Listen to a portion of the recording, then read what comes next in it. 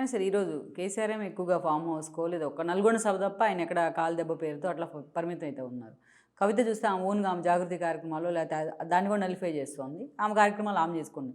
మరోవైపు చూస్తే సంతోష్ రావు కూడా రాజ్యసభ రెన్యువల్ చేసేదని చేయలేదని ఆయన సైడ్ అయిపోయినారు. ఈరోజు కేటీఆర్ వర్సెస్ హరీష్ రావు అన్న డ్రిఫ్ట్ ఇంకోసారి తెర మీదకి వస్తుంది అనేది ఒక చర్చ. కేటీఆర్ వెనుకోండి హరీష్ రావునే ప్రతిపక్షాలు అన్నీ కూడా ఈరోజు హరీష్ రావునే టార్గెట్ చేస్తున్నాయి. సాఫ్ట్ టార్గెట్ అవుతూ ఉన్నారు. సో మొన్న ముఖ్యమంత్రి పదవి నాకు ఇచ్చి చూడండి అన్ని సవాళ్ళు కానీ ఇవన్నీ కూడా దానిలో భాగంగానే. సో ఎలా చూడాలంటే ఇది ఎంత దూరం వెళ్తుంది పార్టీలో? ఈ పార్టీలో ఇప్పుడు కేటీఆర్ గారు ఒకప్పుడు కేసీఆర్ గారు కూడా అసలు డమ్మీగా ఉండి కేటీఆర్ గారి డిఫెక్టివ్ చీఫ్ మినిస్టర్గా వ్యవహరించాడు. మనం కూడా చూసాం ప్రతి కార్యక్రమంలో ప్రతి పాలసీలో అడ్వాన్స్గా అనౌన్స్మెంట్ ఇవ్వటంలో ప్రతిదీ ఆయన లీడ్ చేశాడు. ఆఖరికి చంద్రబాబు నాయుడు గారి కామెంట్ విషయంలో కూడా ఆయన లీడ్ తీసుకుని చేశాడు. అసలు ఆయనకి అసలు సంబంధం లేని విషయం. అసలు అంత బిజీ టైంలో ఈయన అరెస్ట్ మీద వాళ్ళు అంత ఎందుకు దృష్టి పెట్టి వ్యాఖ్యానాలు చేయాల్సి వచ్చిందో తెలీదు. తర్వాత ఆంధ్రప్రదేశ్కి సంబంధించిన ప్రజలు కానీ అందరూ కూడా గతంలో ఇంత రిటర్న్ గిఫ్ట్ ఇచ్చాడు అనుకున్నప్పటికీ కూడా బీఆర్ఎస్ పట్ల ఎవరు వ్యతిరేకతలో లేరు అప్పటికి. అట్లాగే ఇప్పుడు కేసీఆర్ గారు కూడా బాగా సైలెంట్ అయిపోయాడు. ఇప్పుడు ఆ సైలెన్స్ అనేది క్యాడర్కి కూడా ఒక రకమైన డేంజర్ బెల్స్ మోగిస్తుంది. అంటే మన పని అయిపోయింది, పెద్ద పెద్ద వాళ్ళే సైలెంట్ అయినప్పుడు ఇంకా మన పరిస్థితి ఏందని ఎవరిదో వాడు ఎత్తుక్కుంటున్నారు.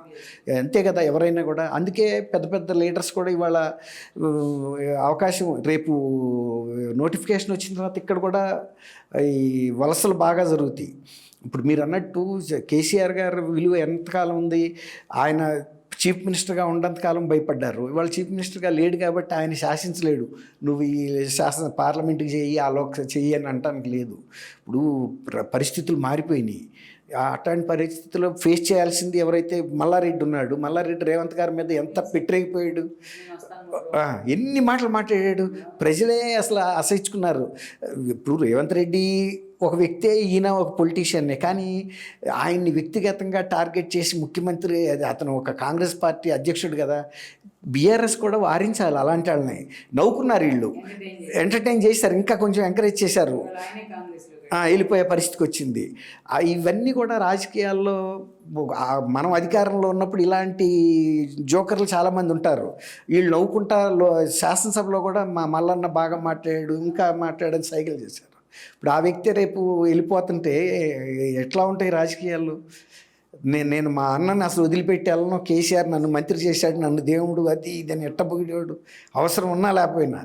ఎవరైనా అంతే. ఒక్క మల్లారెడ్డిని మనం ఉదాహరణగా చెప్పుకోవాలి తప్ప ఎక్కడైనా అంతే ఉంటుందమ్మా రాజకీయాల్లో. నేను ఈ వీడియో మీకు నచ్చినట్లయితే please share, like and subscribe R24 Telugu.